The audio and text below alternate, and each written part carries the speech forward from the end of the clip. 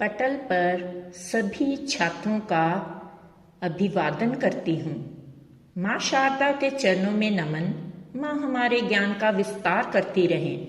व्याकरण जाने, निज ज्ञान बढ़ाएं, अपनी भाषा सशक्त बनाएं। आइए भाषा का अचार चखें चखाएं। 3 अंग हैं इसमें, वर्ण, शब्द, वाक्य, विचार, जिनके चटकारे लगाएं। वर्ण ध्वनि का रूप है, लिपि इसका आकार बड़ा ही मजेदार। वर्ण अक्षर अविनाशी कहते, इसके 3 प्रकार, 11 स्वर, 33 व्यंजनों के रंग बिरंगे मसाले मिले हैं, प्यारे प्यारे 2 हैं अयोगवाह। ऋस्व, दीर्घ और प्लुत स्वर ही मात्रा के आधार हैं। जीवा की स्थिति पर स्वर हैं 3 प्रकार, अग्र, मध्य और पश्च को जानता है समग्र संसार। वर्णों के सार्थक क्रम को शब्द से जाना जाए, 3 प्रकार के शब्द हैं, रूढ़, यौगिक, योग रूढ़। जन्म के आधार पर शब्द हैं 5 प्रवीण, शब्द के समूह से वाक्य रूप कर लीन। सरल, मिश्र, संयुक्त वाक्य के हैं 3 प्रकार, बड़ा मजेदार, भाषा का अचार, कर्ता भाषा का परिष्कार। आइए व्याकरण एवं शब्द के बहुविकल्पीय प्रश्न उत्तर करते हैं। बात बात में बन जाए बात, व्याकरण के बहुविकल्पीय प्रश्नों के साथ। व्याकरण तथा शब्द संबंधी बहुविकल्पिक प्रश्न। भाषा शब्द किस धातु भाषा से बना है जिसका अर्थ है स्पष्ट वाणी? तो इसका सही उत्तर है संस्कृत। बातचीत व भाषण किसके मौखिक रूप हैं? उत्तर भाषा के। वाक्य में प्रयुक्त शब्द क्या कहलाते हैं?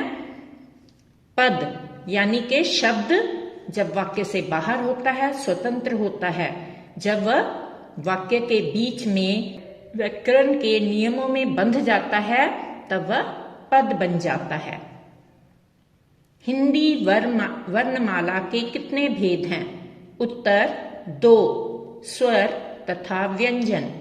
दीर्घ स्वर है आ। दीर्घ स्वर के बोलने में ह्रस्व स्वर के उच्चारण से दुगना समय लगता है। उच्चारण में लगने वाले समय के आधार पर स्वरों के कितने प्रकार हैं? उत्तर 3, ह्रस्व, दीर्घ और प्लुत। जैसे अ, आ, इ, ई, ए, मात्रा के आशय स्वर के उच्चारण में लगने वाले समय की मात्रा है। इसके आधार पर ही ह्रस्व और दीर्घ स्वर 2 भेद होते हैं।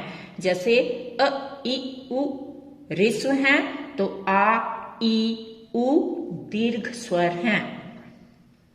प्रश्न 7, श, श, स, ह व्यंजन हैं, कौन से? तो इसका उत्तर है ऊष्म।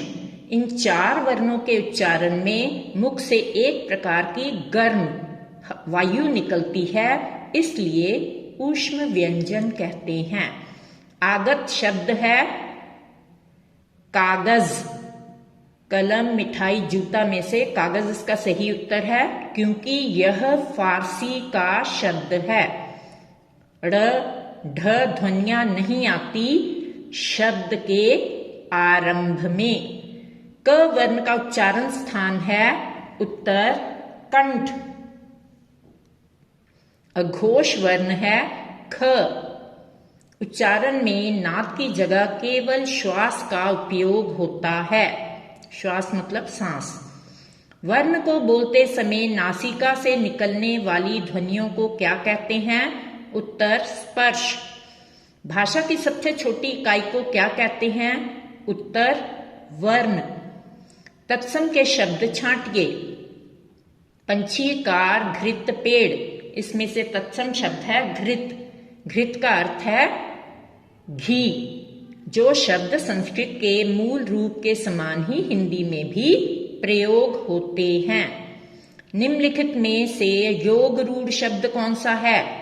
आंख, पाठशाला, लंबोदर, इनमें से कोई नहीं। तो इसका सही उत्तर है लंबोदर, क्योंकि लंबा उदर है जिसका, यानी कि तीसरा या अन्य अर्थ दे रहा है जिसका अर्थ है गणेश। निश्चित अर्थ को प्रकट करने वाले वर्ण समूह को क्या कहते हैं? उत्तर शब्द। उपसर्ग वे शब्दांश हैं जो शब्द के पहले जुड़ते हैं, यही इसका सही उत्तर है। प्रत्यय वे सब शब्दांश हैं जो शब्द के बाद यानी के पीछे जुड़ते हैं।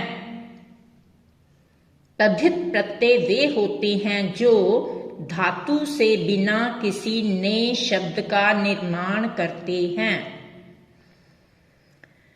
निम्न में तद्धित प्रत्यय का उदाहरण कौन सा है? उत्तर दुकानदार। प्रश्न समान अर्थ देने वाले शब्द कहलाते हैं? उत्तर समानार्थी शब्द। आगत उपसर्ग वे उपसर्ग हैं जो विदेशी भाषाओं के हैं, विदेशी भाषाओं से हमने ग्रहण किए हैं। पदों का सार्थक एवं व्यवस्थित रूप कहलाता है वाक्य। काव्य की शोभा बढ़ाने वाले धर्म कहलाते हैं अलंकार। मिश्र वाक्य वे वाक्य कहलाते हैं जिसमें एक प्रधान और एक या अनेक आश्रित उपवाक्य हों। लाघव शब्द प्रयोग कब किया जाता है? उत्तर शब्द को संक्षिप्त रूप में लिखने के लिए। प्रश्न दो शब्दों को जोड़ने या तुलना करने के लिए किस चिन्ह का प्रयोग किया जाता है? उत्तर योजक। एक क्रिया पदबंध या विधेय वाला वाक्य कहलाता है? उत्तर सरल वाक्य। वाक्य के कितने अंग होते हैं? उत्तर 2, यानी के उद्देश्य और विधेय। प्रश्न रचना के आधार पर वाक्य के कितने भेद होते हैं?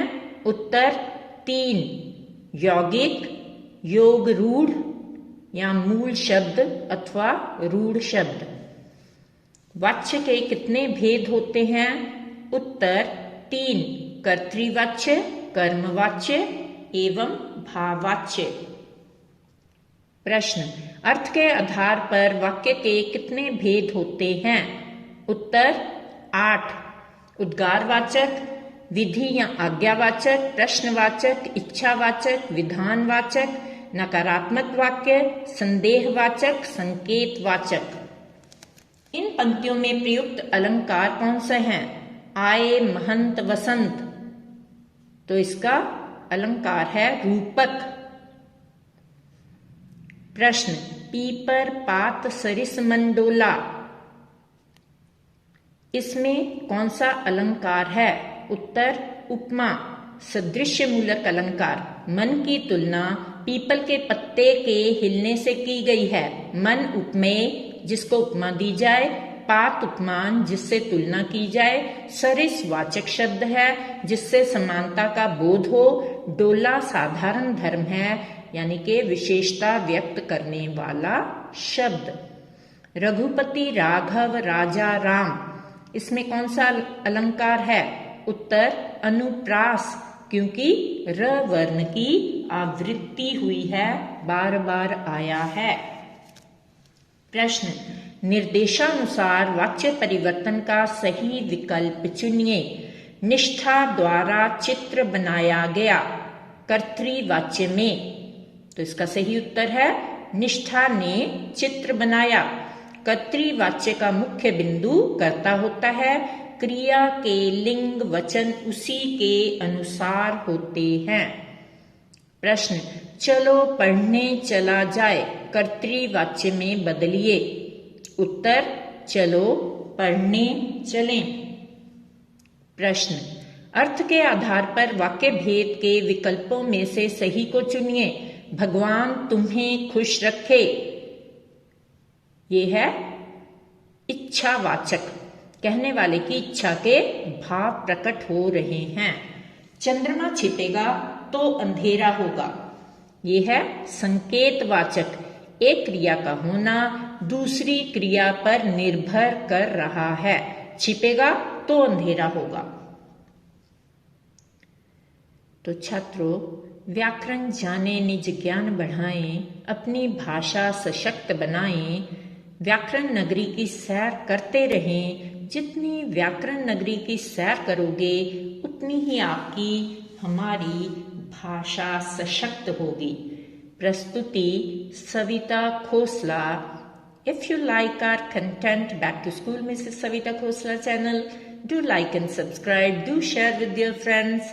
I will really appreciate. Thank you very much for watching the video.